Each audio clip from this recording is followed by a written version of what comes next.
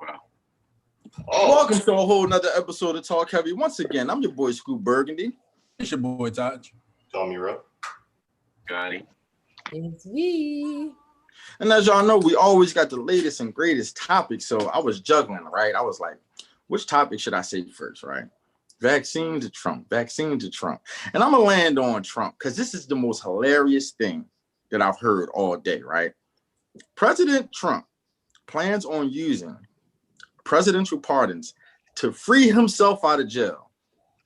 Now, if that's not the most Trump thing I've heard in my life, I don't know what is. What are you guys' thoughts on that? What's your sources, Scoop? Wait, why you? You say he planned on using the pardons? He plans on using his presidential pardon or whatever pardons out there to free himself out of jail, or to get these allegations up off him. Yeah, so basically he's planning, like he said, to pardon himself because he has a bunch of federal investigations that are waiting for him once. Basically, him being president right now is protecting him from being placed under investigation. So like the state of New York, for example, is the biggest one because they're looking at how he's filed his taxes and lied about a lot of things related to that. So in reference to your question, Scoop, I'm not surprised. It's a very Trump thing to do. It's like, but I mean, at the same time, if you're president and you're telling me I can pardon people, why wouldn't I try to pardon myself if I could do so? So I love it. I'm be honest with you. I love it. If I was Trump, I would do the same exact thing. Why? If I'm going to pardon other people, I've got other people out of jail. Why would I sit there and say, you know what? I'm just going to go ahead and go through the due process and just live my regular American life. No, I became president for this very reason. Well, not this very reason, but you get what I'm saying. Yeah. I love it. I'm sorry. I got to say it. No, I don't think he's going to go to jail, though, or get any type of legal trouble. He's a president. Like, no president has ever gotten convicted of anything, a felony charge or anything like that. So Richard Nixon did, but he got pardoned right after. So by Gerald Ford. So it's like that's like they like a gang. They like a little gang, They all look out. So you think Joe Biden will pardon Donald Trump? I do. I think he would. Now that's a hot take right there. I think he would. And you think you're saying that, but I really think he would. They all old white men who, even though in the current political climate is very polar, I think that they all are part of the same gang at the end of the day. And they're going to look out after each other at the end of the day. That's what I think. But, okay. If no president ever, you're telling me out of 46 motherfuckers, none of them did anything corrupt enough to get indicted? None of them was Trump, first of all. I was going to say, we never had a president like Trump. Richard Nixon, y'all know Watergate? I don't know, but the way y'all talk about Trump, y'all act like he was the worst president we ever had. And now y'all saying, oh, nobody has ever, just saying. Y'all said he was the worst. Richard Nixon was a politician. Like Trump isn't even respected by his own kind, as you say, which are billionaires. Like they don't even claim him. So it's like in public they don't. In public. No, in private they don't. But no, that's not true. Because this man, they don't mess with him, man. No, that's not true. Y'all following these narratives. In reality, following narratives, watching interviews with these people. Go ahead. But listen, though, I'm just saying, this man gets hundreds of millions of dollars in loans, and even though he fails business after business after business, he fails, and he still gets money from these people. They are a fucking gang. They work together. They stay together. Like, how are we going to all work together and be rich together? Like, it's a gang, hey, Scott, I think you're conflating politicians with businessmen. Sometimes. No, I'm not. They're the same thing. That's what I'm trying to say. They're the same. There's no difference. The interest of the business people is directly related to the interest of the politicians. Okay. Especially for two millionaires like Joe Biden and Trump. Well, Trump, they say Trump a billionaire, but All I'm saying is my son, would not go for me pardoning Donald Trump after he talked about me like that. Man, boy, I'm sorry, Scott. I'm with you a little bit. Like I'm with your way of thinking on that, but I just don't see Trump getting indicted, right, for the things that he's done, and Biden saying, you know what? Yeah. But despite our differences, he still was a U.S. president. I'm going to pardon him. Yeah. It's for the greater good. But the point is, though, like if you're looking at America's reputation, what does that say about America that your president goes to jail? What does it say about America that we voted that man as president to begin with? That's the people, though. That's the people. I can say the people is dumb. As a country, as an institution, a political institution, a democracy where the people that makes you look lead. No, understood. But we're also a military power of force in the world. We have to protect our image from other countries. And if another country sees us, that's weakness. We have to protect that. That's why no president has ever been convicted. There's a reason for that. It's not just because, not what I'm saying. No, they it's just also because of that image that you're putting out there. If your president is going to jail, what does that say about your country? Ex-president. Vulnerable. Ex-president. It doesn't matter. You know what? You know who we need to ask? This is who needs to weigh on this. Obama needs to weigh in on this. That's exactly who needs to weigh in. You know what, man? He's no longer in office, but he still has his clearances, according to Scotty. He still has all his security behind him, and his opinion matters. So we need Obama to speak on this. I need to know what Obama think about our president possibly going to jail. Obama would have profound insight? My fault. Go ahead, V. I was gonna say the last time y'all asked Obama a question and he answered it, he got dragged for saying it's not politically correct to say defund the police. So he's done. Yeah, well, Todd seems to be very interested in what ex-president Obama I wasn't. I could care less about what he thinks, but then last week, Scotty brought some new information and told me that he still has clearances and security and all that, and he's still privy to some information that others may not be privy to. So I thought maybe in this situation as well, Obama could shed some light. Well, I'm glad you brought Obama up. Yeah. Go ahead. Mm-hmm. No, I'm glad. I was saying, like, somebody with that much insight, who's been a politician for that long, is definitely going to have a much more clearer view or a broader view of it, because that's his field of expertise. Of course, he's going to have profound insight. I don't know why you wouldn't care about what he has to say. That makes no sense to me. He's an expert, literally. Oh, got it. By definition. But yeah. God, he's an expert. That's almost got side here. Well, I'm on my own side, and I'll tell you that just because you ran for president and you was the first black one to do it does not indicate that you're an expert. But all right, I respect your opinion, but I'm not gonna call you an expert either. Okay. Like, I'm not about to call you an expert on that. Like, no. You gonna say something? He didn't graduate from Harvard Law School and then be that doesn't and then be the president. He didn't do about that. accolades. All right, we care less about accolades. I don't care if he graduated at the top of his class. That does not indicate that you're an expert. That indicates that you work very hard to achieve your goals. Two things. One, Scott, I don't know what's going on with your mic and why you sound like you in the cup, but I need you to fix it. Two,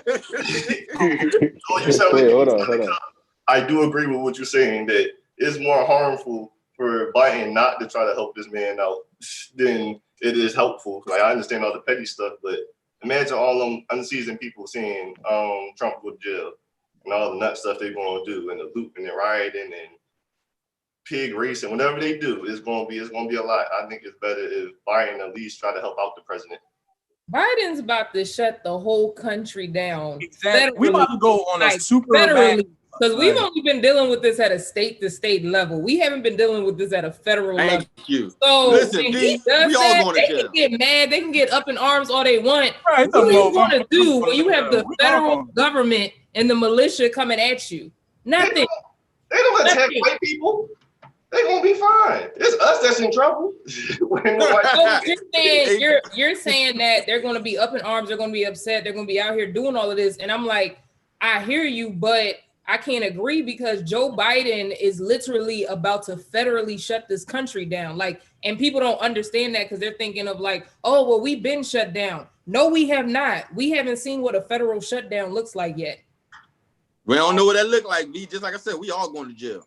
Like, y'all thought it was bad when Andrew Cuomo had people out in New York. What was it? They had to pay like a $500 to $800 ticket if they were caught outside. Now, imagine that's at a state level. Imagine that federally, what that's going to look like. You know what you're going to do? Stay in the crib. Ain't nobody about to be riding. I'm gonna be honest. Ain't no more school retreats out here. Yo, Scott, you going out there and looting and rioting this time? Looting and rioting. Yeah. If shit go down, you going back out there? Why they looting and rioting? You be in the trenches? No, you just want to know if you're gonna be in the trenches when it all go down, man. Listen, I don't know what you talking about, Taj. I did want to say that the police actually have to enforce these laws. I don't think they are. Individual states actually have to enforce these laws and stuff. I don't think they will. Enforce what laws? To stay at home? Like any type of federal law, it has to be enforced by the states individually, and I don't think they will enforce them as much as we think they will. I don't think they haven't really. They have a stay-at-home order now, and people still outside. So, like, I don't think. No, we're not under a stay-at-home order right now, are we? I am in Delaware. Yeah, the state of Delaware and the state of Pennsylvania, but not the country. No, I'm saying. Where you been living? The state police, huh?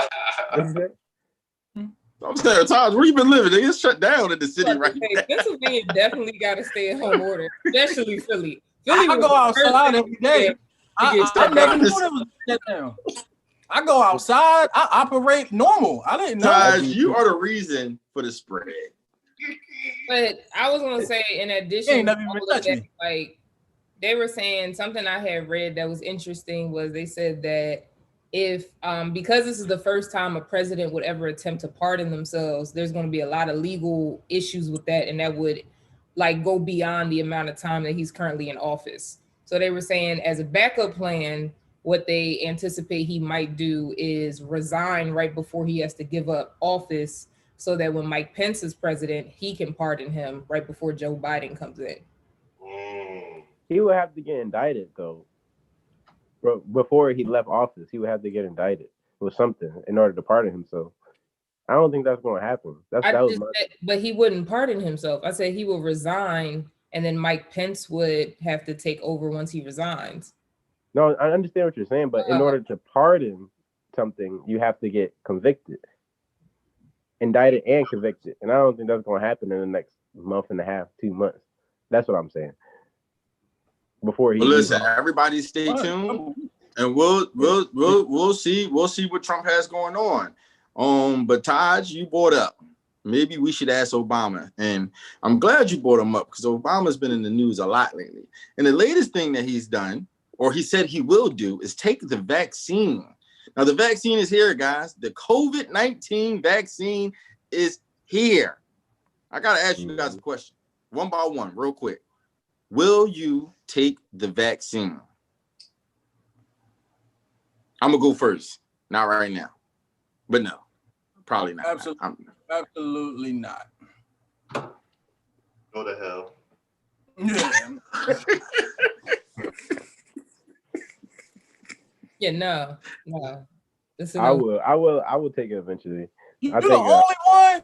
He said the answer's still no. Like, trust the science. Not now. No, I'm not. I do trust the science. I'm just saying I'm not gonna take it now. I don't trust the science. Okay, everybody, give a quick time frame. In the next few months. Yeah. Okay. Never. Okay, so by let's say by April, May, you'll take it. Definitely. Okay, is everybody waiting? Why you not? Why don't you just take it when it come out? Why you waiting? Why you gonna wait into the spring? Because I'm lazy. Prices are dropping. Okay, that's a good answer. That's a good answer. No, everybody else, is your answer still no in the next 6 months? Absolutely not. Yeah, no. Dang, so y'all plan on waiting about 2 years, huh? No, I'm just never taking it. I'm never taking it. I don't see why you guys wouldn't take it. There's no time limit. I'm never taking it. I'm not taking it. I don't see why you wouldn't take it though. I don't understand that. Because if I don't feel sick or anything and I feel like I'm fine, you're not about to put anything else in my body and tell me, yo, this is to prevent you from getting anything down the line. Now, if I get sick and if I get corona, then maybe we can, now the vaccine is an option, but I'm not putting nothing in my body if I feel perfectly fine, right? After you got you. But here's the thing though. Here's the thing about that. we can talk about it, but no. But seriously, all right. Well, let's talk about it. Here's the thing about that, right? Mm-hmm. People, not just saying you, but people have no problem popping perks, Proctor Oxy, smoking blacks, smoking weed, sound like a shot drinking to me. alcohol. But you have a problem now with taking a vaccine. Now that I'm will so actually very glad you said that. people's lives. Shoot your shots. These are the same things. These are the same things that are created by scientists, just like the vaccine, and you have no problem indulging in them. But when it comes to something else, like a vaccine, you don't want it. That makes no sense. Please. Marijuana. Please talk some sense into him, V. I just wanted to clarify that marijuana was not created by a doctor. God He came humbly to this earth when he brought us Jesus, and he put a plant. And when he put that plant into the ground, he named it marijuana. Right. Once it was named, he didn't just make it one type. He gave us two options. If you want to take some marijuana and you want to feel tired and sleepy, go have you a good night rest. Get you some indica. I'm a pass my sister indica. You see, Mother Mary, you know what I'm saying? Mother Mary, when she was impregnated with Jesus Christ himself, she had the indica in her soul so that she could get through that pregnancy. And then our Father God said, well, hold on now. I have blessed you with the indica, but I also need to give you some energy to get through the day. You know, our men need to be out hunting and harvesting. Our women need to be at home nurturing and blessing. And so in order to get that done, he gave us what we call Sister Sativa. And no doctor has not ever gotten the claim or the credit for that. That was God himself. But continue with whatever you were saying. I mean, all right, so I'm so very glad you said that, because when I told my mother that I wasn't taking the vaccine, she said the exact same thing you said. She said the exact same thing you said. And you know, I'm going to tell you the same thing I told my mother, because I ain't scared of nobody. Guess what? Marijuana ain't never did me wrong. Why do y'all keep COVID? Y'all focus on the one thing? I said like 8 things. Y'all focus on you said alcohol. Well, listen. You said alcohol. You said perks. I don't participate in perks. Tobacco. I participate in tobacco. Okay. All right. So, Scott, I got you. I'm gonna throw you an oop here. Well, maybe not an oop, but how about this, guys? It's January 10th, and Joe Biden is up there and says, "America, we did it. But we all need to get vaccinated." Now, what I'm going to do is I'm going to extend the PUA for 12 months, and I'm going to up it to $1,000 a week. But in order to get it, you must take the vaccine. Does your answer change? Question. They put the vaccine right here? Question. Yes. I have a question. Can I ask a question? Yes. Do I have to already qualify for PUA, or I get PUA if I get the vaccine? After, right? You get PUA if you get the vaccine. Shoot me up, Doc. Listen.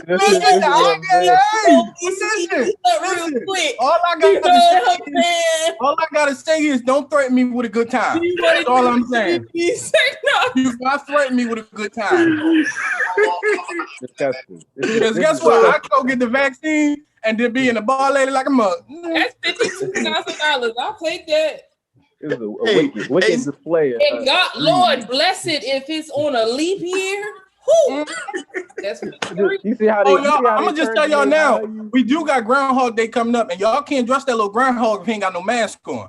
I'm just gonna say, if he ain't got no mask on, I ain't trying to trust Groundhog this year. He took the vaccine ties. He don't need a mask no more. Exactly. Tell him, Scott. Hey Scott, I got a vaccine for you. Can I give you a vaccine? Oh, come on.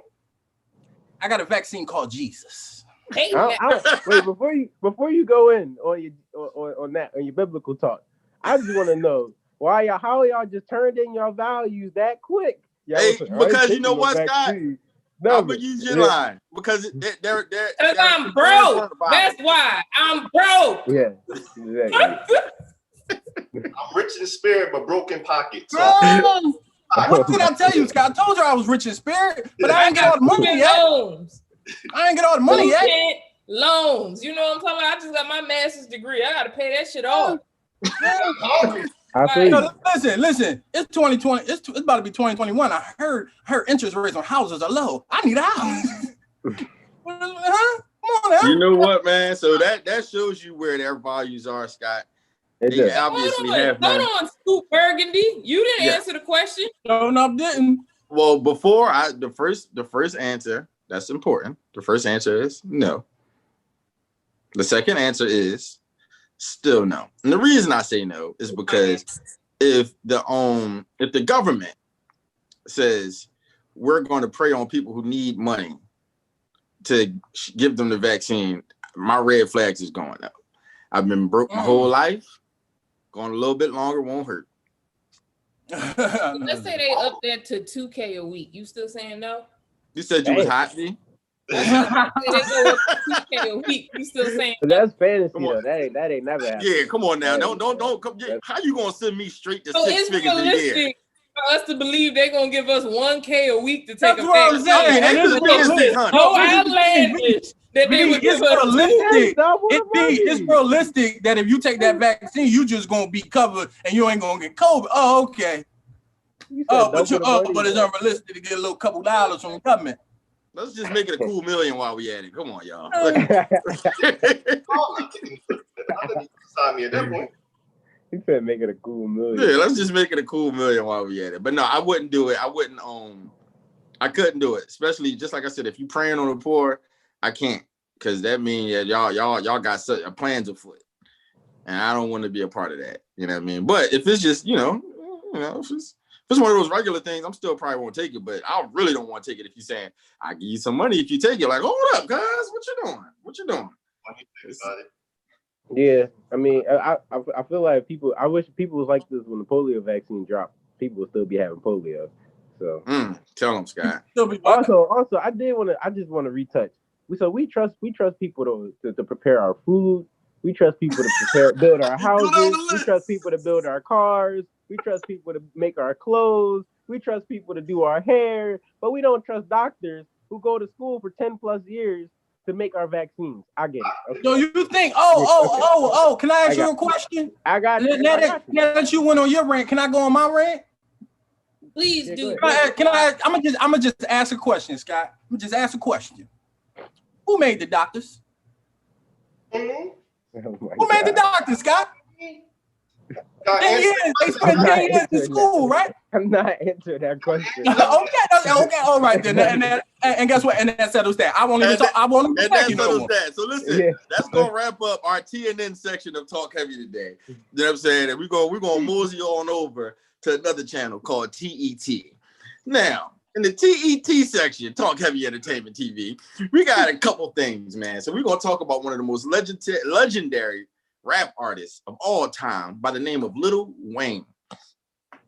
He just did something that surprised a lot of people, but some people saying it makes sense. Now, what Lil Wayne did was sold his masters for $100 million. Did he make the right decision? In you guys' opinion, we're not saying exactly, we don't know all the details, but we know that they're saying Lil Wayne, let's take that factor. We're talking about Lil Wayne here. Sold his masters, the masters that every rapper be talking about. I want my masters. He sold them for 100 M's. Right decision or no? So I'm gonna say this, right? Speculation is that he has a lot of federal cases coming up. He got a court date coming up the beginning of January. So if he wasn't president, I said, and he wasn't the president, right? And Trump didn't win, so he's not gonna get pardoned.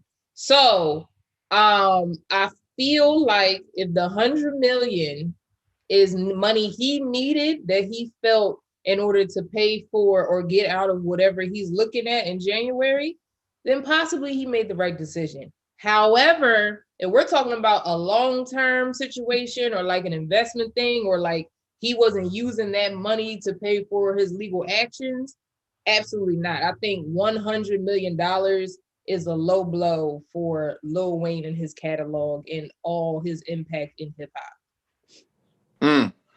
I think none of us really know though how much his catalog is really worth to even know if 100 million is a low. It could be a low ball. I'm not knocking B. It could be a low ball, but we really don't know how much his masters were really worth. But I look at it like $100 million is not a bad payday at all. And like you said, he's coming up with a whole federal case. He's facing 10 years. He got 5 kids. So getting $100 million off your masters after being in the game for 20 plus years, I don't think it's a bad decision. I think every situation is different. You know what I'm saying? First of all, you can always buy your masters back. But I think every situation is different, and it might have made sense for his particular situation. But if he does choose to buy his masters back, it's going to be worth way more than $100 million. Like, I just feel like they bought it at $100 million because they knew that was a killer sale. Like, if somebody else tries to buy that, because somebody could they could have negotiated that though. They might have came to the table with $100 million. True, very true. I mean, yeah, they probably negotiated, but regardless, I just feel like if he tries to buy it back, or somebody pulls like a Michael Jackson, because Michael Jackson owned the other artists' masters as well. A lot of people don't know that. Like, it's going to sell for more than $100 million. Like, because I understand we maybe right now we can't fathom in our minds, because $100 million is a lot of money, right? So that's not something that any of us have touched before. But at the same time, it's like you have to think about his albums, his singles. He still like charts internationally, just like 50 Cent, for example. Like 50 Cent, if you go anywhere in the world, they're gonna be blasting 50 Cent in the club. They also are still blasting the songs that we used to love about Lil Wayne all over the world. So you have to think outside of domestically. And then they still use his songs in movies. They're still using his songs in TV shows. They're still using his songs in pretty much any form of media. And he's getting paid for every time that his voice or something that he has credit on is being played. So just because of the amount of content he has out, and like the amount of content that he has that is like quality, like that a lot of people are still using, I just feel like 100 million is a low ball for him. Well, to consider, we don't know all the details. We don't know how much of his masters he sold. We don't know that. I thought they said it was his entire masters. Nobody ever said all or anything. They never said all. It's only reported. And 100 million is just he sold the masters. That means something. Let's be real. It do, but we don't know all them Carters. How much of his masters did he sell? Did he sell all the Carters? Did he sell the Funeral, the new album? Are those into this? Are we talking about the older album? Or is this? He sold all them Carters. You know he did. It's just the Carters. It's just I'm Not a Human Being. Is that a part of it too? Like what we don't know. We also don't know the exact numbers. Like it could be 120 million. It could be 150 million. It could be more. 199. Yeah, it could be even more. We don't know the exact figures. We don't know what he actually sold. We don't know none of that. So it's hard to be like, what is going on. It's hard to make that determination without knowing all these details. On the flip side, though, I will say that this is normal. Like artists sell their masters literally all the time. So it's nothing new. And, that's what an advance is for. When you sell your masters, you get the advance. Right. And that's normal. So I don't know. It's not like groundbreaking. I guess people are concerned. I don't know. What's the concern other than his stuff master being undervalued? For me, go ahead. You want to say something, Key? Yeah. I think people, not to be, I love Lil Wayne, not to be ignorant. Lil Wayne just dropped a mixtape on that Piff that hasn't been alive in 4,000 years. The nigga need money, so he was gonna sell them masters or whatever. He is not making no money off of no songs. Nobody checking for Lil Wayne. I had to go find how to reopen up that Piff to listen to his new music. Just to listen. Wait, he really just dropped something on that You know what, Keith? Yeah, you see how you just said that? Exactly. For real? Because that Piff had to pay him. I literally Keith, have you not might have looked at that made shit you might have in made the years. most sense out of everybody today. Everyone's ignoring the fact that Wayne is crackhead, bro. Like, you know how a crackhead sell a car for like $5 because he just want more crack? That's where Wayne at right now in his life. Let that man be a crackhead in peace. Well, With that being said, that's where I stand. It's just, for me, it's sad because the only reason I'm saying, like, I understand you saying that, you know, we don't know exactly what he sold and it's normal for artists to do it. But what Lil Wayne has done with music, even his career, is really like one in, I don't know how many, like a billion. Like his career is amazing from the fact that he got in so young. He stayed relevant so long. He reinvented himself. He became the top artist in the game for years. His cosign made some of the top artists for years. It's just like for him to even be in this position to have to sell the masters, because I believe that this was a back against the wall decision. If you got the money to hold on to something that you know is going to value out very high, then you ain't about to sit there and sell it. You know what I'm saying? You're gonna sit on it. You're gonna make it happen. You know what I'm saying? So I think that Lil Wayne even being in this position is like, damn, it's a hit to the culture for me. Because if I'd have heard, you know, my favorite rapper is Jay-Z. If I heard Jay-Z did it, I'd be like, damn, Jay, come on, dog. We supposed to keep that. You know, it ain't my money, it ain't my masters, but you know what I'm saying? We're supposed to hold on to that. We're supposed to make this thing happen. So, you know, it just hurts that Lil Wayne is even in this position, and it make me wonder if Birdman really did give him his money, man. He did. Well, he probably did. They said they settled. I know. They settled. Yeah, he, you know, that it must have ain't been that good of a settlement. He ain't been pay for shit. Maybe did I ever think maybe he really just wanted to sell his shit? But we can't. No. Yeah, maybe. Also, this is the thing I was about to say. You can't be pocket watching. We don't know what his pockets is holding. Now, we know now. Amount of money over his know career. exactly what it's at. You don't know. I mean, this don't. But it might look like a money grab job, but it don't always look like. Nobody who wants more money. No, people sell when they need money. All of you have sold things before when you needed money. When you need money, you look at what you have around you of value, and you sell it. So I guess not. Does Jeff Bezos need money too? He sells everything. He don't need money. What he sold his rights to Amazon? Let me know. No. Okay then. Like but I'm saying is, Lil Wayne's. What is Lil Wayne's most valued asset as far as money goes?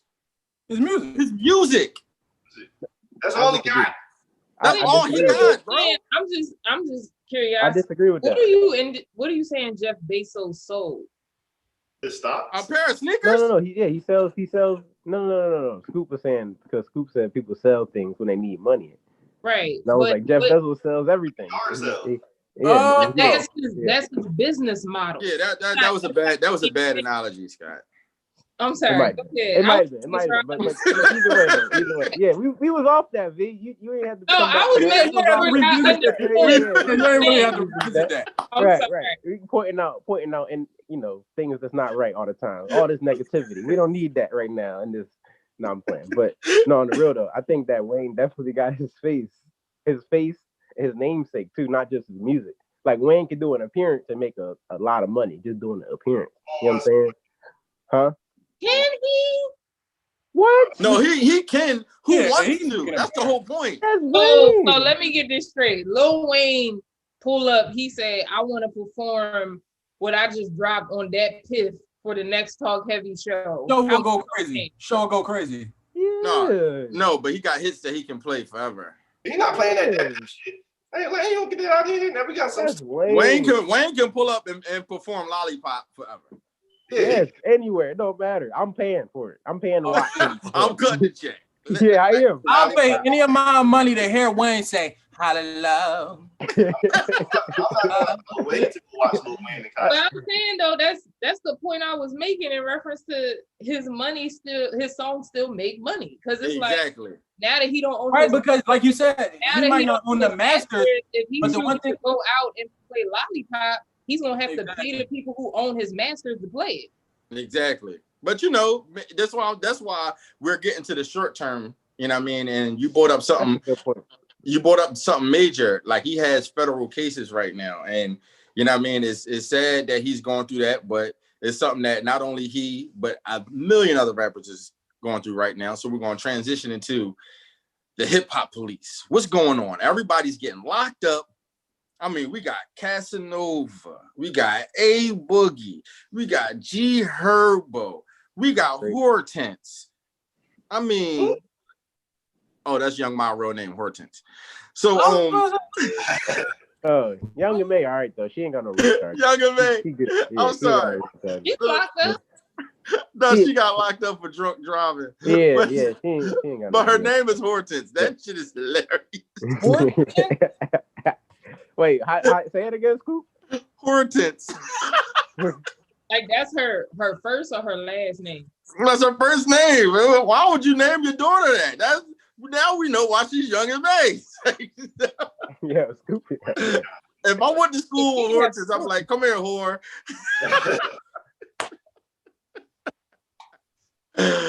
Woo. But on a serious note,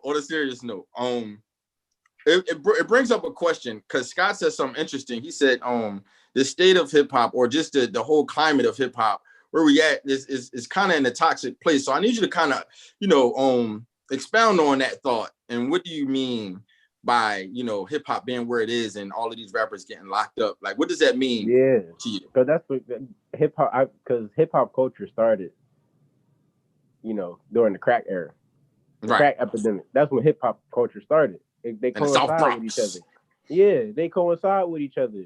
So when you got dope dealers and destitution, but on dope dealers, people making a lot of money selling dope. But on the same side, you got destitution, the struggle, police brutality, white supremacy, all that. We're dealing with all of that into one. And hip hop culture is like a manifestation of all of those things, our expression through it all. And you get this culture though, like people been getting locked up since the 80s. Like rappers, very true, getting locked up, being dope dealers, all that since the 80s. So it's nothing new, but I think it needs to change though. Hip hop is at a space now where it's the #1 genre in the world. So we're not that same culture that we was. We have a huge microscope on us. And y'all need to move as rappers. Rappers need to move more official. Like G Herbo's getting caught up in a credit card scam. You don't think you're gonna get caught, dog? In a credit card? It seems like you're making everybody guilty. Huh? Yeah, no, I'm not saying that. But no, when you get federally indicted, but you know what though? He got federally indicted. No. It don't matter if he's guilty or not. He got federally indicted. That means you're getting convicted, regardless. No, that means you're getting convicted, or you're ratting. It's one or the other. That's two options you got. No, it ain't. Yes, it is. Yes, it is. No, it ain't. Yo, they have like a 99.99% conviction rate. It's less than that, Scott. Stop lying to the people. Hold on. Yo, he started with the fake news. Hold on, I'm looking up the exact number right now. Look up the exact number. But listen, here's the thing though, even about that, because even if they do sweeps, they'll do that to put pressure on people to get the main people in the case, right? And if they get conviction in that sweep, then that counts as a conviction in their favor, even if G Herbo walks away.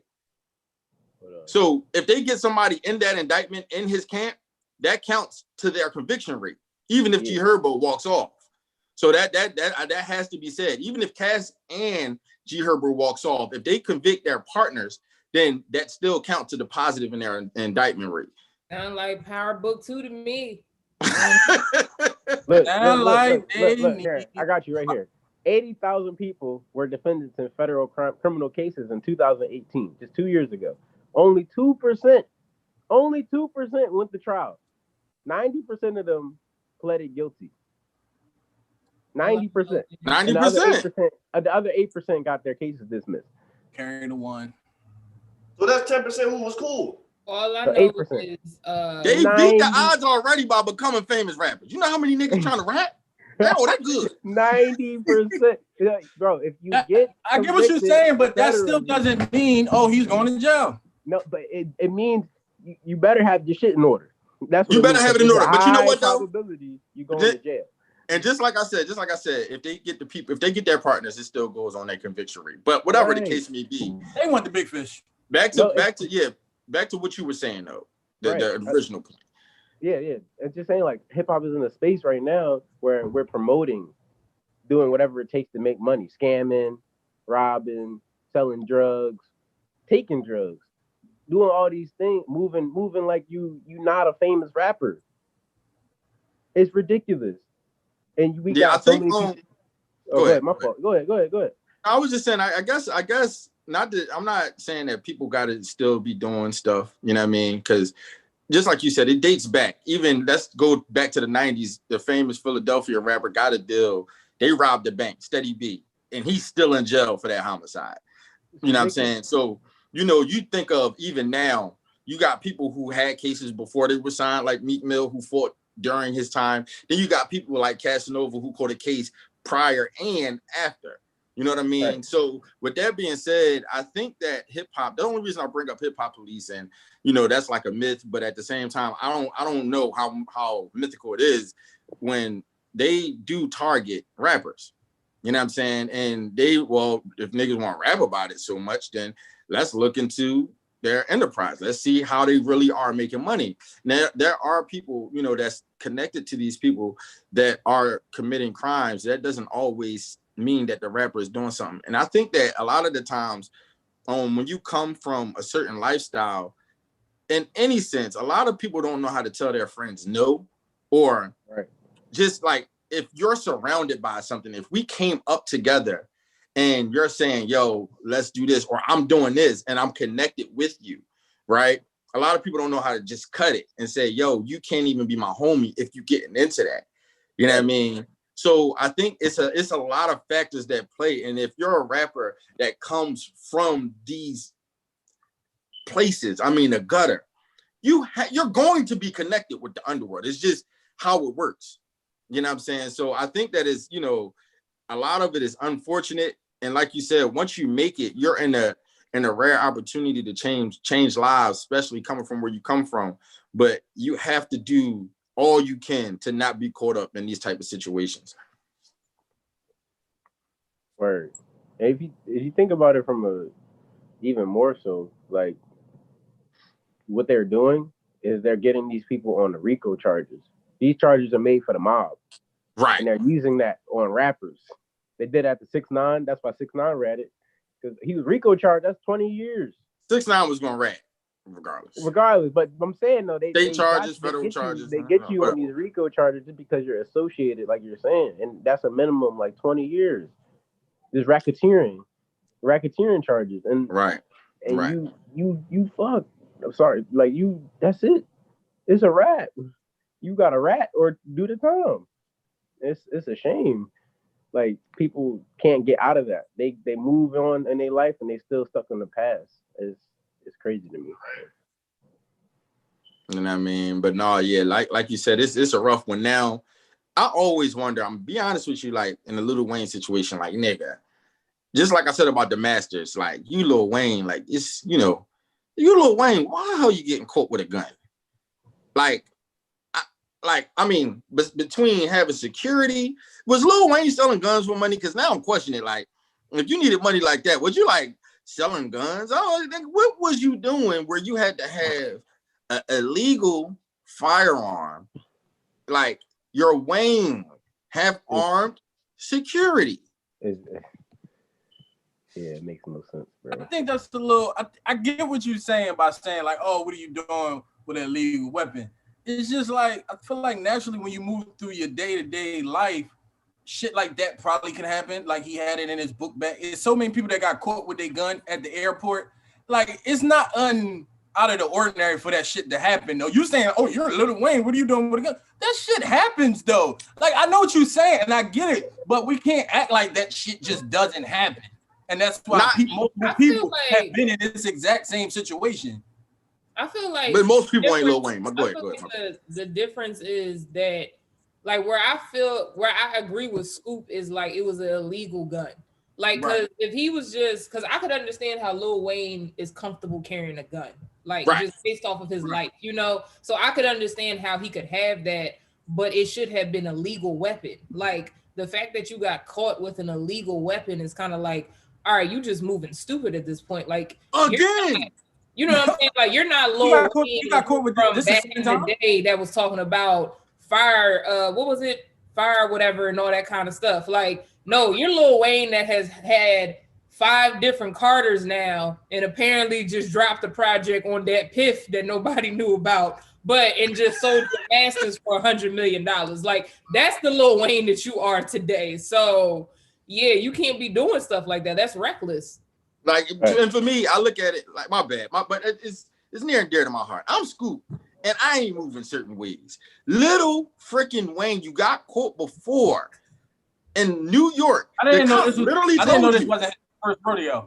You never heard they locked the CEO up, and I'm the CEO. Fuck, nigga, he got caught before with a gun, and it wasn't even. It was on the tour bus, and the cop said, if we find this gun, I don't give a damn who gun it is. We putting it on you. When you a target like that, you have to move different. And I can't stress that. Like you get taught coming from these places, because the same people, you come from these places too. If you coming from these places, they teach you when you move a certain way, or when you are a certain status, you a target. You a target, and you got to move like you a target. You got to move smarter than that. You know what I'm saying? So I don't know exactly where Lil Wayne got caught. I don't know if they kicked this door in. You know what I'm saying? But wherever they caught him at, I just feel like, you know what I mean? And it's easier said than done, that he probably should have been moving better than that. Yeah, he had a gold-plated pistol. That's what Marquis said. Don't that sounds nice. He had a gold-plated pistol. Yeah. Oh, like pretty good gun. He should have sold that. We got another comment that said felons can't have legal firearms. Right, but what they can do is hire armed security. How you think Meek Mill was moving while he was on probation all of this time? That's why the first thing I said was armed security.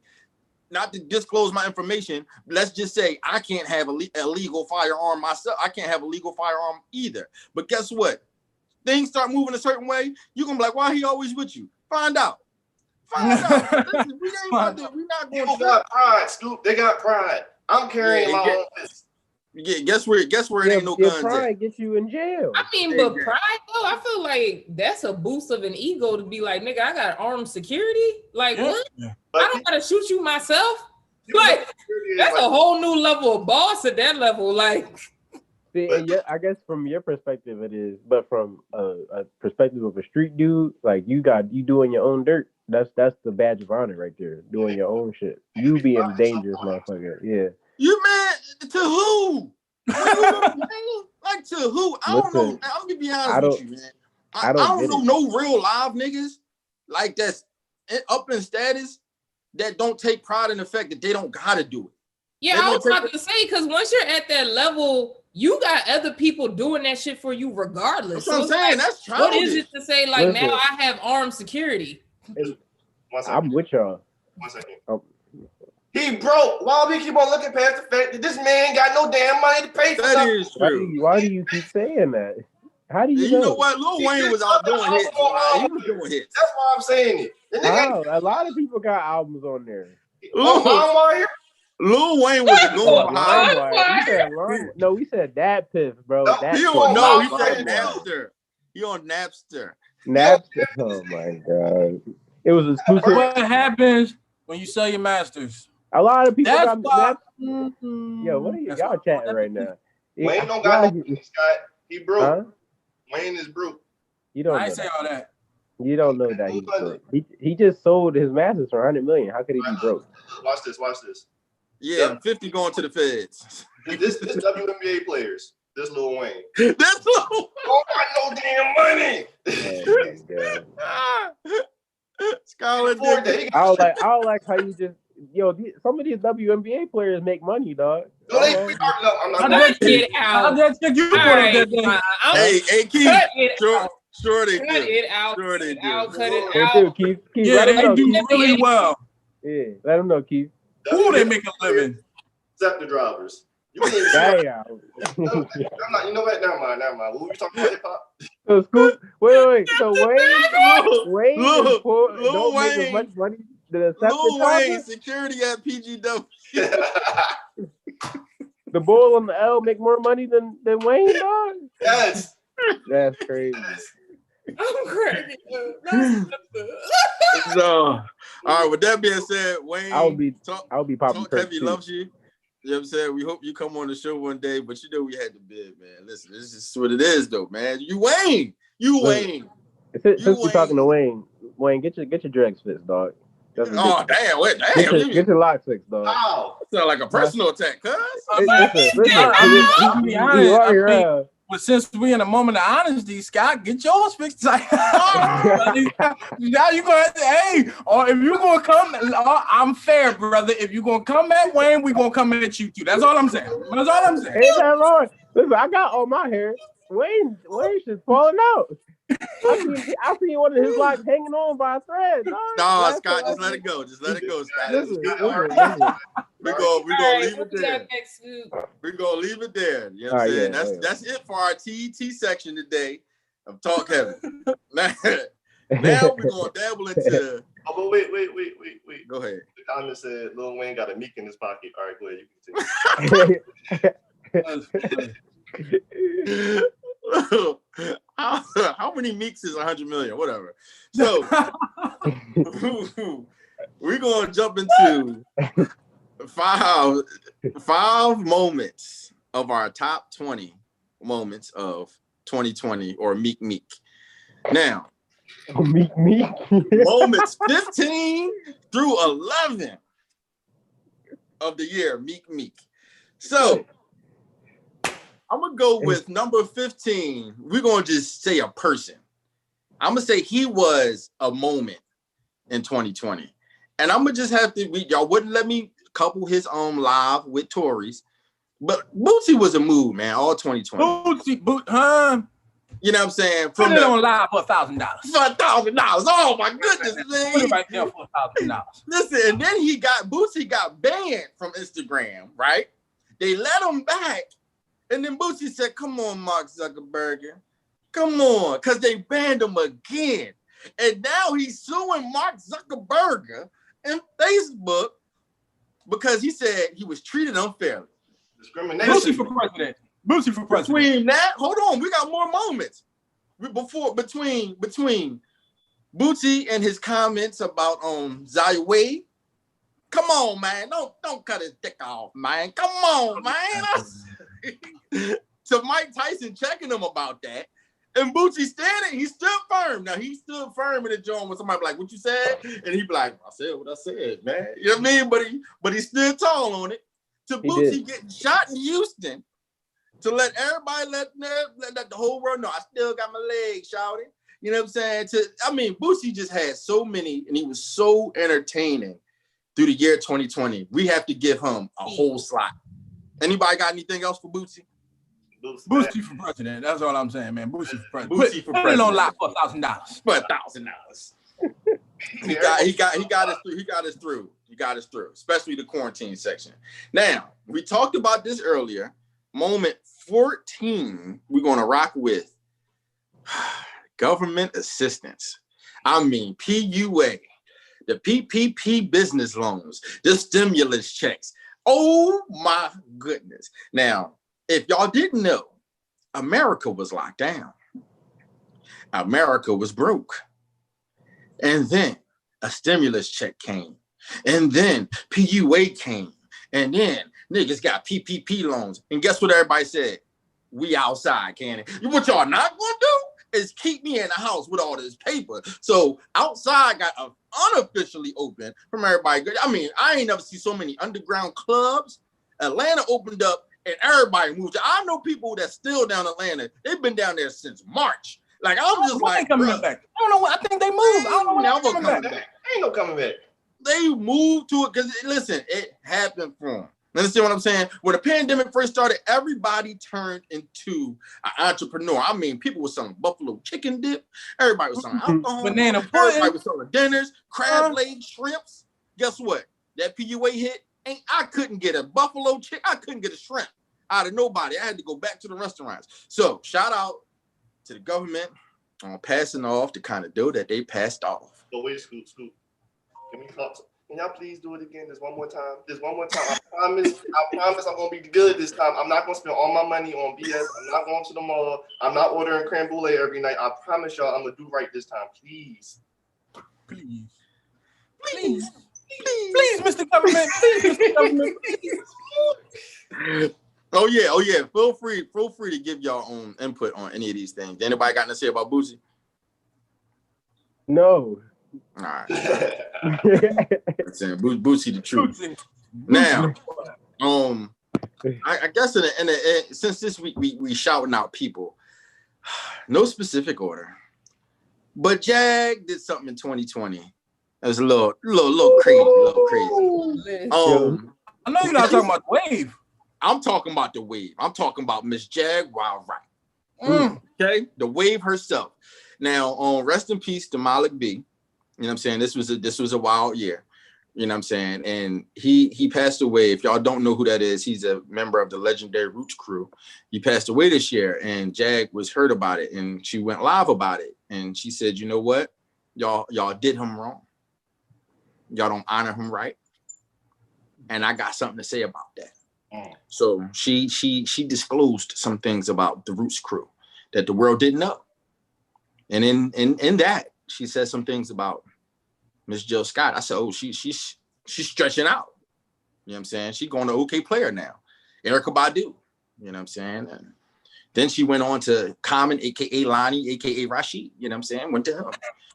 And after a while, she went on to Mary J. Blige, Faith Evans, Jay-Z, Alicia Keys. She done went on to Swiss Beats. She done went on to Donald Trump. She done went on to Charlie Mack. She done went on. She took it everywhere. So Jag the Wave spent most of 2020 dissing the entire industry. Something that a lot of people didn't see coming, but she gets a moment in 2020. Something that a lot of people still didn't see, but a lot of people still like, who that? She needs some receipts, man. She needs some. Well, she had the few. You need receipts for Black women being mistreated. You don't disbelieve her. She said way more than just Black women being mistreated, Keith. Yeah, we ain't gonna get into the throes of that. Yeah, we mistreated. She said way more. Now you need receipts. Wow. You see how they do? Yeah, you talk to it, Keith. You gaslighting right now, Keith. I don't get the hell why you doing that. I'm just saying. Why are you gaslighting right now? You said she need receipts. No, I don't think you're using that word correctly. I don't think he's using it either. I just don't like your mistreatment of Black women. I just don't like it. And you know what? We digress. We digress. Because she's not the only victim who came out this year. It's a young fella by the name of August. Who else? Oh shit! August Alsina. Can I break He came this down? out this year, and he said, and I quote, "I was in love with that woman, and she did me wrong." And guess what? Her husband, he knew what was going on. He did him wrong. You know what I'm saying? Be quiet, V. This is my 5. Let me make up my stories the way I remember them. She did me wrong, and I was in love with that woman. You know what I'm saying? And he said it was the most beautiful thing he ever had in his life. His life. And Jada, not only did he put her out, everybody was like, is he lying? Is he telling the truth? Jada, she came out and confirmed it. After she confirmed it, she had a red table talk with her husband. Now, if that ain't player, I don't know what is. He was minding his business. He heard one story about main man talking about how he slept with his wife. Then he hear his wife talk about how she got to admit it. And then she like, yeah, babe. So yeah, about tomorrow's episode, I need you to come on there with me. And in true Will Smith fashion, the nicest, most professional guy in the world, he did it. He sat there across from his wife and listened to her tell a story with that exact face on. Listen to her tell a story. And he said, yeah, okay, you slept with him. She said, hold on, Will. I didn't sleep with him. I was in an entanglement.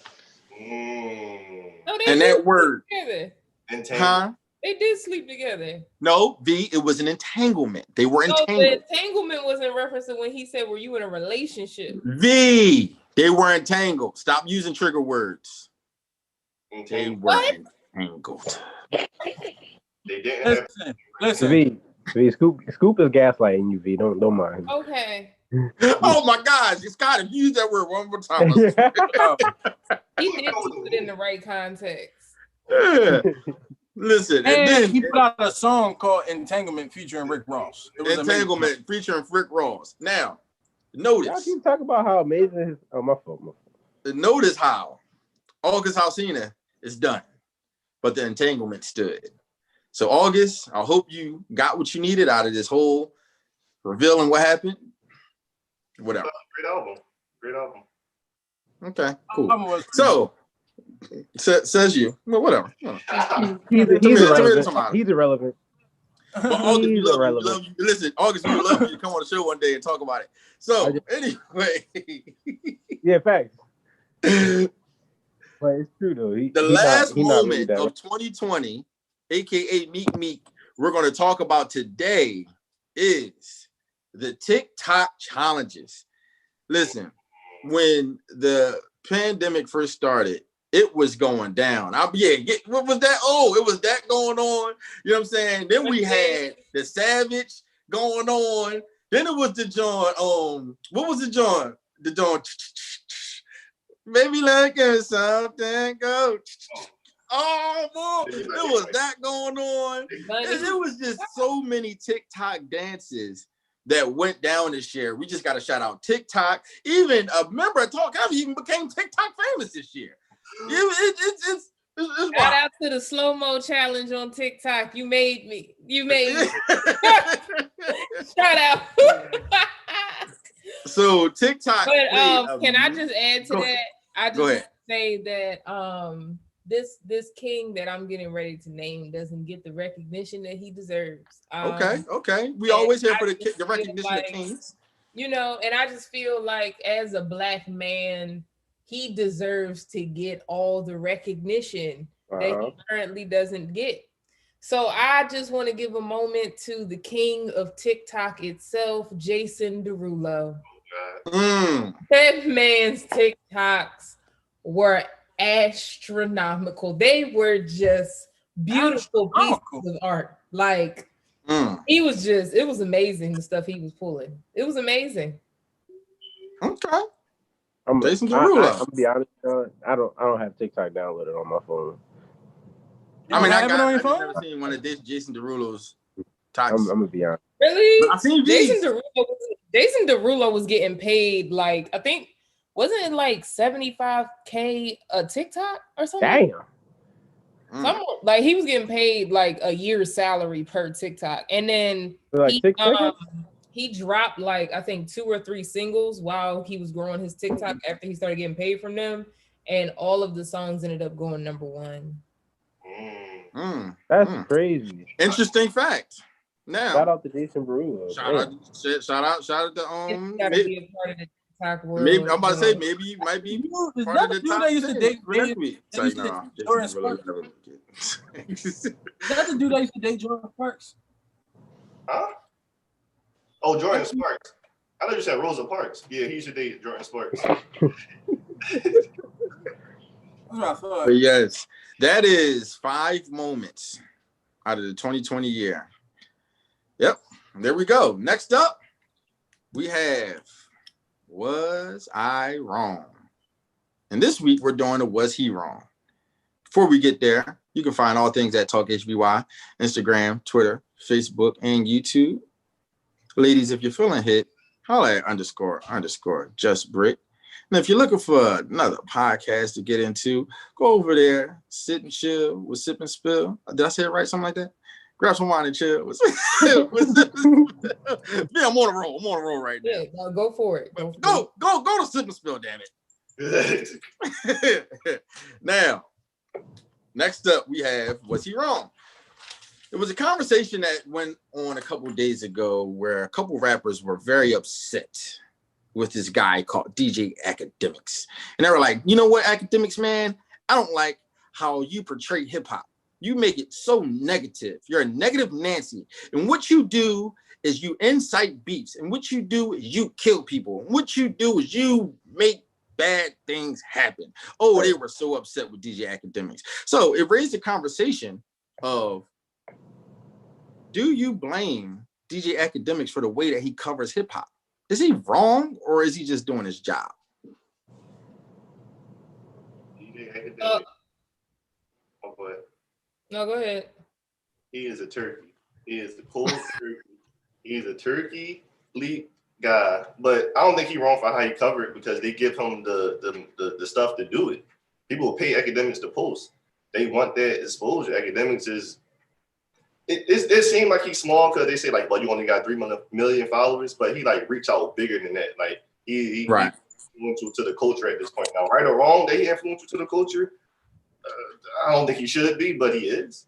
It's not his fault that these rappers want to kill each other. It's their fault. How is 3 million followers small though? I'm confused by that. Compared to like people who got like 100 million scheme. followers on like social media, that's considered small. We digress. We digress. Let's get to is he wrong?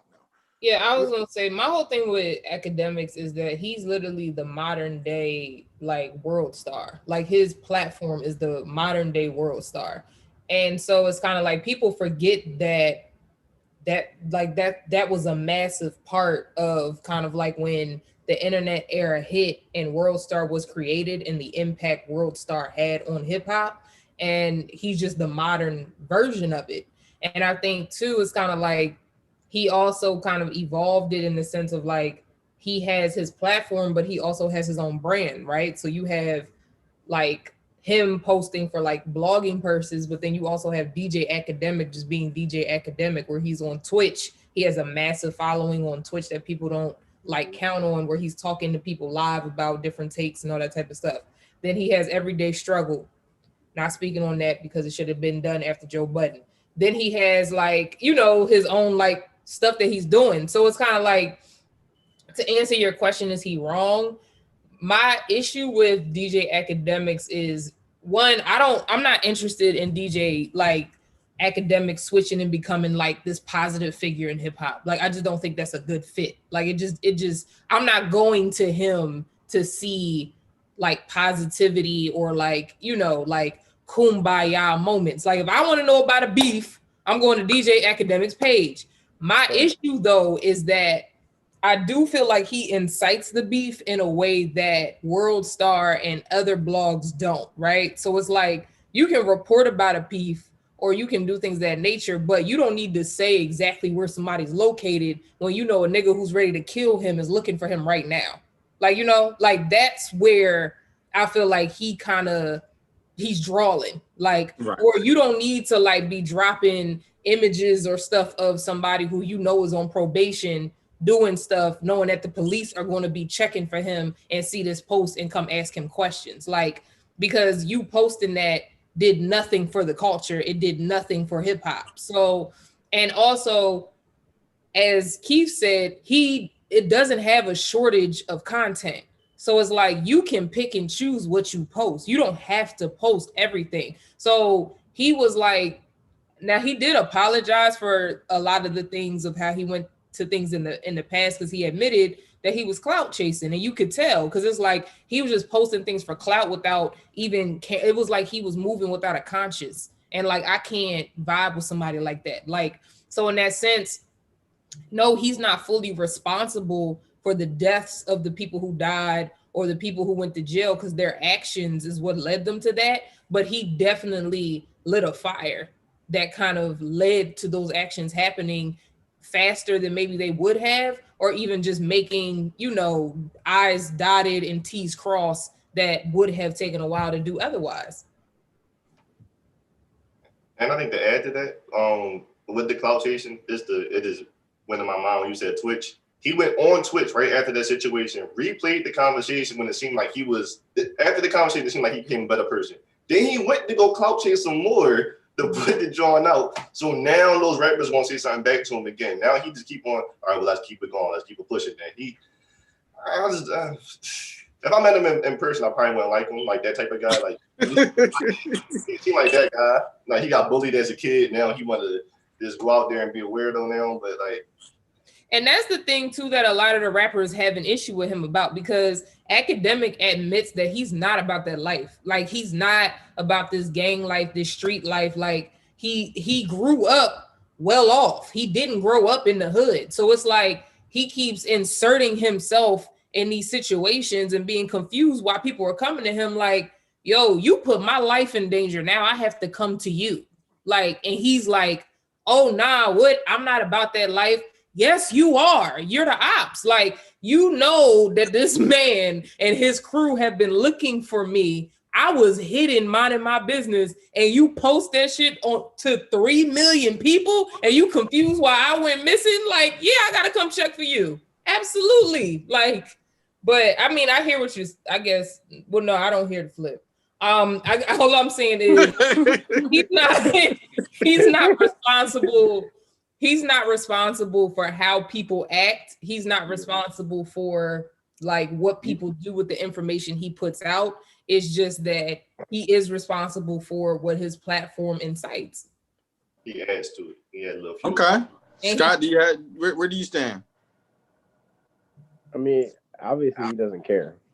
So that's like the main thing for me is like, I was saying this before we got on air, but if you as a rapper or as an influencer, as anybody who Akademiks can put on his page, and you're putting things out there that he can use to manipulate your image in the world, in the community, then you're at fault. Like, you know, this is the type of person he is. You know, this is who he is. This is who he always has been. He set the precedent. Why are you still doing these things, giving him fuel that he can use? It get you popping. It does get you popping too. On the flip side, you do benefit from your name being out there. You do. Like, if you see you drop an album or you doing something, whatever, he gonna talk about it. Him and many other bloggers are gonna talk about it. But either way, there's certain rappers you never hear about in the media. Never. I don't never hear anything negative about Kendrick Lamar or J. Cole or a couple other rappers. Oh, first of all, no name drag J. Cole. Just this Meek. No, I'm talking about I'm talking about real. No, I'm not talking about that's a little different. We're talking about real shit that's going. Like, you was talking about that's some not real a real shit. beef. No, but you were talking about beef. somebody getting kidnapped. That's some real shit. Well, that's some social media stuff you're talking about. We're talking about real life events. For all I know, she could have got kidnapped. Oh my goodness! Did y'all hear anything from no name? You are moving in a way. If this thing is affecting you to the point where you feel like you gotta go sit down with this dude and talk to him on a public platform about his actions and how they're affecting you, then you have a problem. To me, that's a personal problem. You're asking a man that you have no affiliations, who owes you nothing. He owes them nothing. He can do whatever he wants, and you're expecting him to change his ways, and you're not going to change. It just doesn't make sense to me. That don't add up. That don't. I've always been taught if you know somebody ain't going to change the way that they are, you change your behavior, so it doesn't affect you. That's always I've been taught. Okay. Where you at with it, Taj? You wrong? Not wrong? Akademiks ain't nobody but a punk ass journalist. Stop giving him all this. Like, the more you talk to him, you having conversations with him. The more you talk to him, you just giving them more play. Like, and now somebody who don't know who DJ Akademiks is will say, "Well, dang, who's this DJ Akademiks guy about?" Because these people are out here arguing with him, getting into it with him, saying, you know what I mean? So it's just, you ain't doing that, but bringing more attention to him, and you taking the attention away from the topic at hand that you're actually trying to have with him. So yeah, you ain't doing that but fueling a fire. And your beef is really not with DJ Akademiks. Right. I just don't think the beef really lies there. Like, not with that nigga out of all people. That nigga. I was gonna say why like, why don't they attack the shade room? Like, Akademiks not going. Yeah, but like you said earlier though, he's a direct source to his blog though. We don't know. I don't do like realistically. Does anybody know who owns it or who really operates the shade room? Like, it's a woman. It's a black woman. Yeah, but most people don't know that. Like, you know what I mean? So it's just like, you can't go directly at her for some shit because 9 times out of 10, offhand, you might not know who she is. But Akademiks, you can find him. He's active. Huh? I don't feel like the Shade Room and Akademiks is the same, right? Because like, take Chicago, for example. Like the Shade Room was not fuel and fire to those beefs and all of like all that was going on in there the way Akademiks was. So it's kind of like Akademiks could be reporting on hip hop the way the shit like. Well, one, the Shade Room isn't really a hip hop like blog for real. Like it's for the culture, but it's not hip hop specific. Akademiks is like more hip hop specific, especially like he kind of like is coined like the person you go to for like beefs and drama in hip hop, right? So in that sense, it's like, no, I'm not going to the Shade Room. I'm not going to Baller Alert. I'm not going to Jasmine Brand. I'm not going to none of them people because they're not inciting like the type of stuff like he did with like the whole Chicago thing because he still gets dragged for that today. Like, you know what I'm saying? And that happened a minute ago, but he still gets dragged for it because not only did he do that, but he continued to do that same stuff. I feel that. I'm gonna have to. Oh, my fault. Oh, go ahead, man. I was just saying I'm gonna have to disagree with you. The Shade Room definitely incites all types of nonsense, and they definitely promote. It's called the Shade Room. First of all, what she saying? But I mean, name of the page is the Shade Room. They're not say that. I never said. To Then- clarify, I never said the Shade Room didn't incite nonsense, but the Shade Room definitely didn't put people's lives in danger. Like I can't say that without a shadow of doubt. okay, that's Could fine. you? I You really need to understand what did the Shade Room post that had because y'all might not know who runs the Shade Room, but she's very vocal and she's very public. She's done interviews. So if somebody wanted to check her, they would have caught her by now. And I've never heard anybody come checking for her unless if it was something petty, that's different. But like with Akademiks, people are coming to him about beyond petty type of stuff. People hate the Shade Room. Like people literally hate the Shade Room though. They will comment. People will comment on the Shade Room talking about don't post me on your page.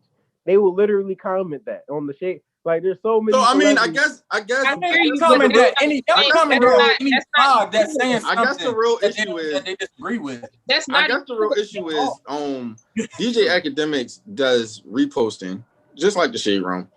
They repost what the hell is out there. And if the artist put it out there, then, you know what I mean, they repost what they do. But the difference is once it goes through a platform like, let's say the Shade Room or DJ Akademiks page, then the situation is blown up. So they basically instigate the situation. Right. Akademiks, it just seems as if he instigates the situation with people that are willing to shoot. This ain't Ari versus her makeup artist. This shit is two niggas that got guns that's willing to use their guns that you're reposting.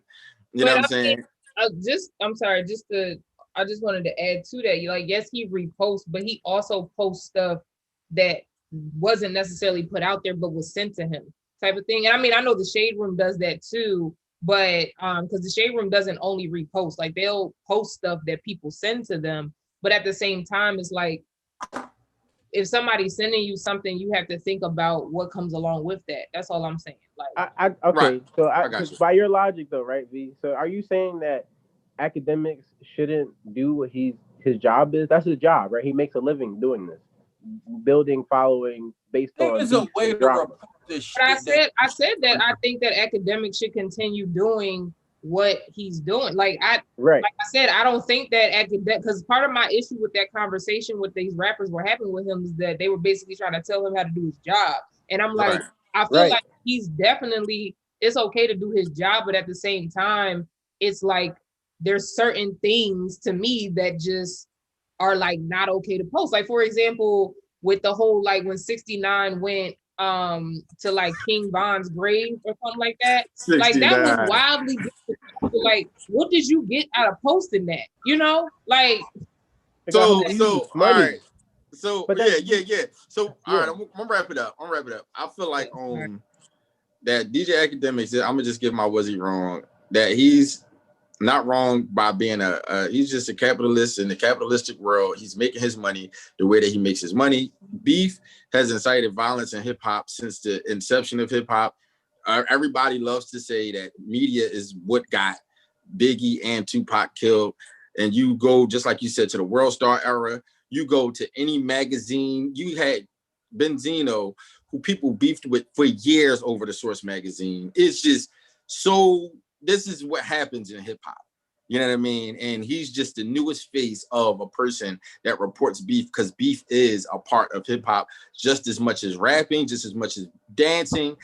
Beef is just a part of what hip hop is. And it, along with the beef, you're going to have people who report it. Morally, though, the person who decides to report these things, I'm going to go with wrong, in the sense of, the effect that it can take, you know what I'm saying, from you throwing fuel on the fire. You know what I'm saying? If you decide to take that role, then just be prepared for the things that may come with it.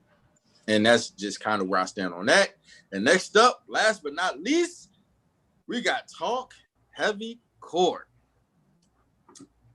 Scoop versus Taj. Trilogy. Welfare. Round 3. This. Oof. We've been rolling, man. I hope Taj got more than one fact today, because I'm tired of spanking this guy. You know what I mean? It is what it is. You know what I mean? And everybody that is his natural complexion, I didn't beat him that color. You know what I'm saying? So I just that was good. I know. That was good. That was colorist. That sounds racist. That sounds a little racist, Scoop. Not gonna lie. Yeah, cool. You are a colorist. I've been getting dark jokes all my life, man. It is what it is, man. You know what I'm saying? Yeah, I'm saying. So the question no more. The question of the day is, did welfare do more harm or help to the Black community? Who got a quarter? Who gonna flip that coin? Who gonna flip that coin? I mean, 'cause I can flip my own coin. Nah, just you. Listen, I got a coin to flip now. Come on now. Oh, free. I'm gonna be fair. Nah, it's cool. I got one. Give me a second. Oh, y'all don't trust old Skizzy boy, do y'all? No, we don't. Oh, and Taj got a coin. Y'all don't trust him? No. No, we don't. That make me feel better. That make you feel better? Yeah, they don't trust you either. I thought it was just. I'll never get into this. I don't trust V either. For some reason, I feel like she's tired of me gloating. Wait. I dragged you. Ain't nobody worried about you no more. You know the truth. 5 heads or tails.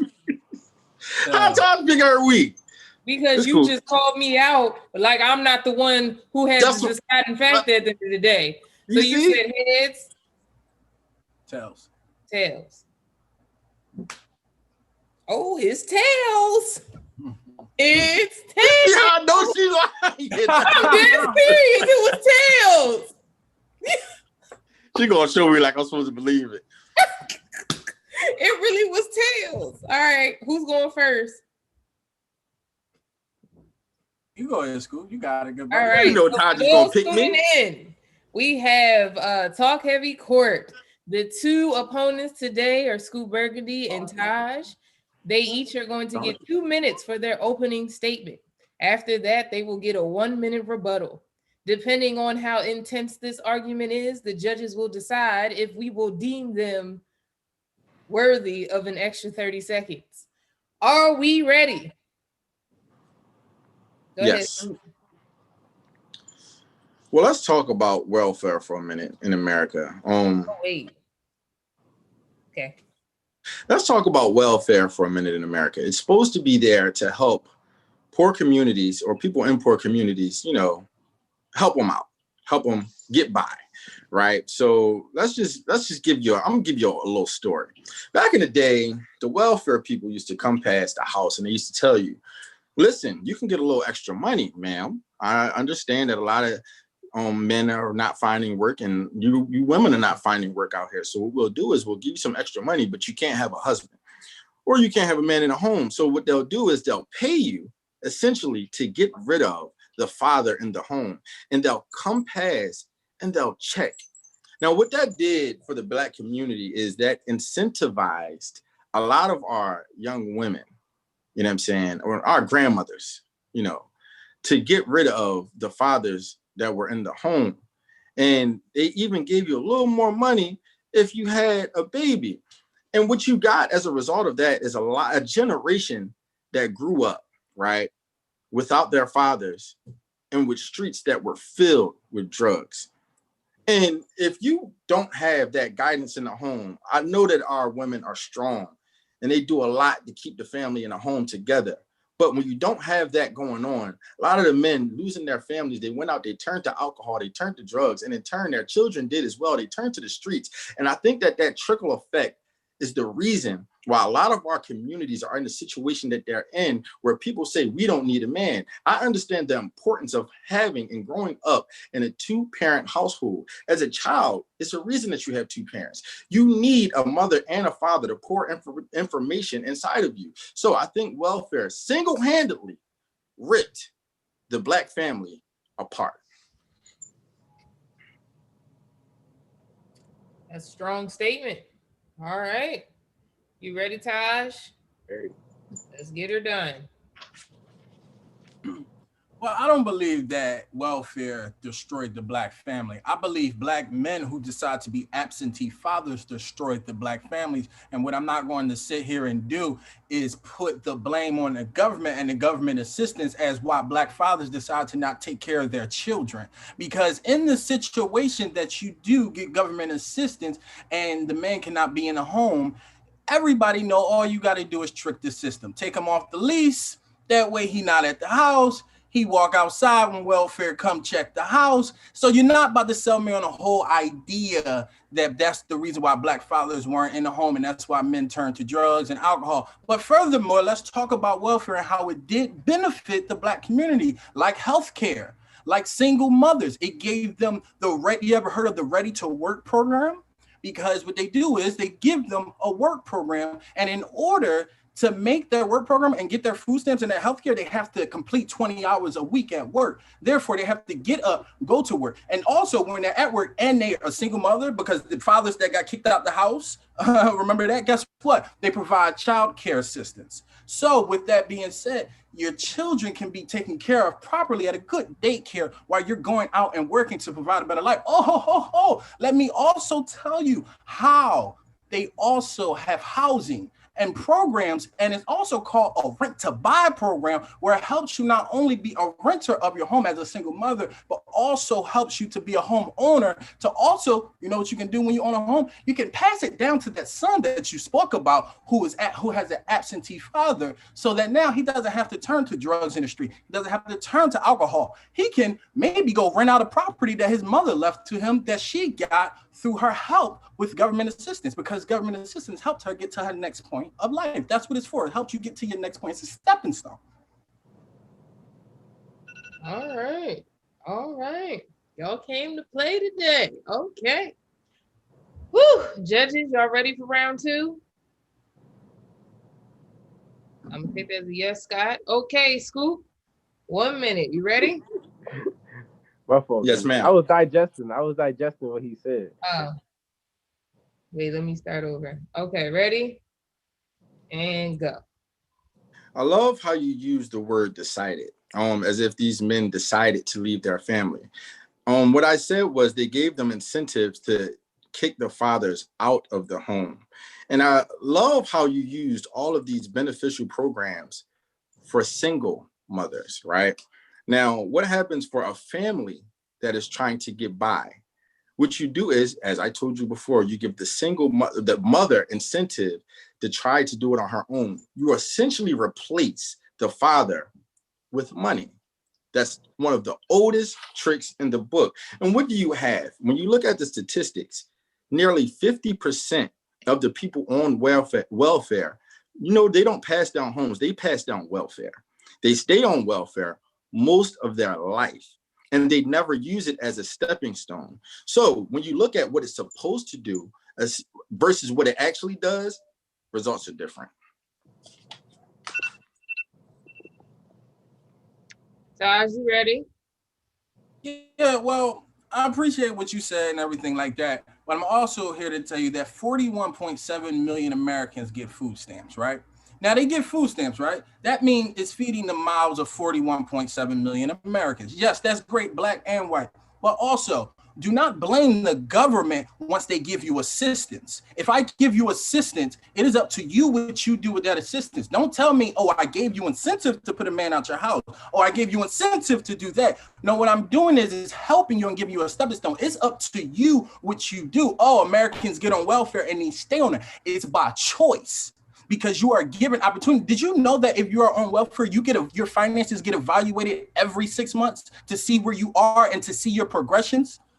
So if they're checking it to make sure you're doing good, whose job is it to hold up the other end of the bargain?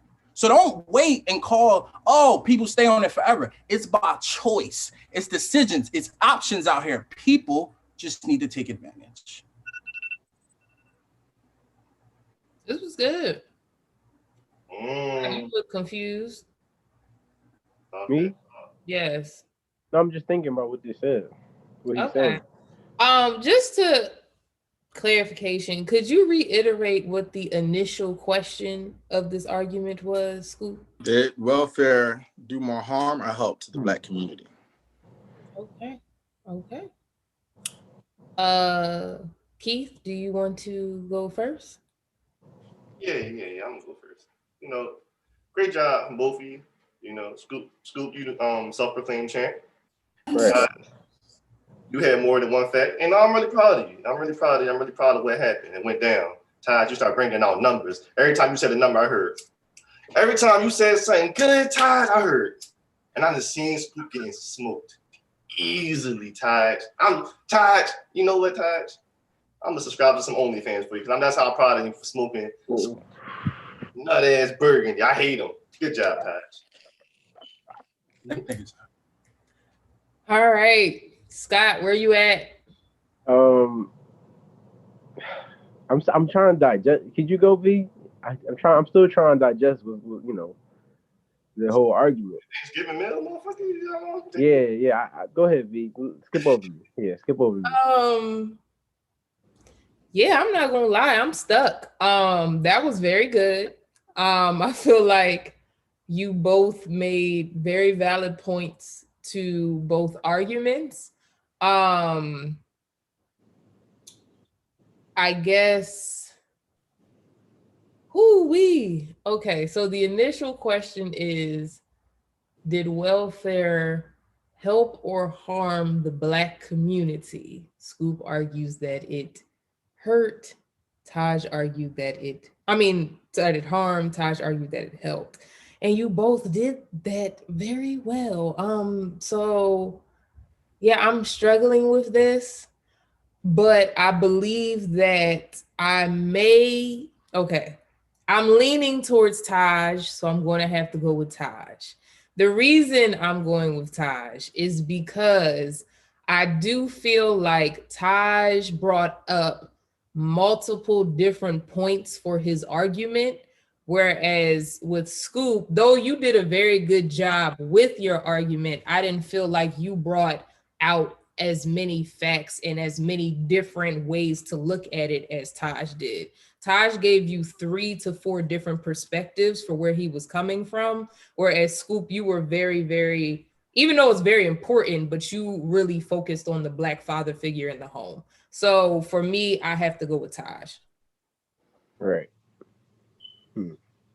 I think, I like y'all. It's very compelling and thought provoking things that y'all was saying. That's what I'm sitting here thinking, like kind of, having to say I'm digesting it. But I think that welfare started in 1965, right? The Welfare Act, and by Lyndon B. Johnson, the Great Society, and the war on poverty and all that went on. And at the same time, during that time where all these things were coming into play, the government was also sabotaging Black organizations, fighting for Black power. The same government. So, I can't, Taj's argument that the government was not at fault or it's the individual's fault. That's just demonstrably false. Because the government was literally state-sanctioned assassinations, and there's records and documents on how they plotted against Black people and the people who led Black people. So and that because just because you Taj, wait. I just want to respond to that really quickly, right? So I get what you're saying, but welfare also wasn't created for Black people. People ended up. No, hold on. Let me finish though. Let me finish because that ain't the end of it. Not only that one point is that the government was sabotaging the Black community while trying to quote unquote uplift the Black community. But in 1994, when Bill Clinton signed the Welfare Reform Act, he also admitted that it was they failed horribly at welfare since 1965. He admitted that. And they acknowledged that. The government acknowledged that, this needs reform because this has not worked. Out of their own mouth, the president of the United States in 1994. So I have to vote for Scoop because the argument overwhelmingly is in favor of Scoop, just off of those points alone for me. And the point that of the Black father, that's a real thing, and that's a really affected our community. So that's it. That's all. I almost gave you 2 minutes on the clock. If you, I was about to say, like, I don't appreciate Scoop coming here with a lawyer today. Like, he lost. I gave him a meek for my defense. Okay. Hey, but guess what? Taj won, so we don't really care what Scoop has to say. So, are you ready to do this interview? But wait. What the people say? Just to make you feel better, you did win the popular vote. Oh, I know. They said Taj disagreed with everything you said. I know. Who said that? Who said that? Keith and King said that you disagreed with Scoop the whole time. Britt is biased, and so, but I understand it went over y'all head. It's cool. Scott's the only independent thinker here. I got it. First of all, Scott lost me after 5 minutes of him talking. Yeah, I almost got tired. I'm being honest. Once we got to the 10-minute mark, I'm like, all right, well. Yeah, because it don't favor y'all. That's why. Scott, I might as well interview you, motherfucker. You gonna argue the damn point and shit. Excuse me. Oh, I'm sorry, Taj. But Taj, how do you feel? Taj, you want some music? I won court today. I don't need music. Taj, you are no longer one fake Taj. How does that feel? Oh man, it feels great, man. Honestly, I just came out here today and I just did my best. You know what I'm saying? That's all I can do. You know what I'm saying? When I woke up this morning, I woke up out of my bed and I said, I will bless the Lord at all times. You know what I'm saying? And he brought me through the day. You know what I'm saying? And that settles that. And one last thing, because we're going a little bit over time. Taj, do you want to smoke Scotty in court for that long ass, horrible ass motherfucking judge that he did? Well, I'm gonna be honest with you, Keith. If Scott can come next week with some facts on whatever he wants to talk about, I'm willing to get back in the ring. Listen, I don't know why you volunteering my talents to a peon. I don't do court peons. I mean, if he has a topic that's on his chat that he wants to. Well, Taj, he got a lot of talking that he likes to get off. Apparently, he went to court today. So yeah, so you know. Ain't no problem. Well, thank you. Listen, Keith. Listen, this happens. People call my people. We work it out. Okay. And thank you, Taj, for finally taking Scoop down. We don't have to hear the stupid music today.